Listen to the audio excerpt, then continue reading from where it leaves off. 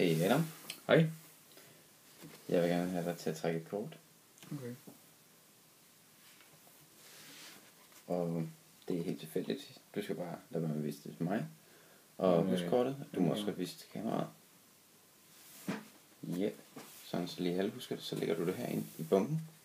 Sådan. Og så får det vi det helt væk. Så nu er kortet inde i bunken. Cirka ind i midten. Helt væk. Vi kan også give kortene et lille cut. Nu er det nok enten her ved toppen eller ved bunden, selvfølgelig, så vi kan give den et cut mere.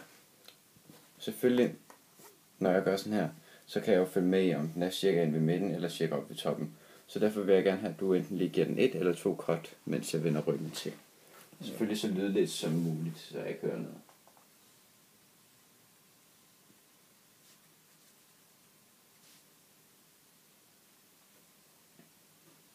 Sådan. Super. Så nu ved jeg selvfølgelig ikke overhovedet, hvor kortet egentlig ligger inde i bunken. Men nu vil jeg så lige så stille begynde at gå igennem hele bunken. Og så prøve at se, om jeg kan finde ud af, hvad for et kort, der er dit kort. Og hvis jeg kommer forbi dit kort, så skal du ikke tage dig af det, fordi jeg skal nok holde styr på det. Okay.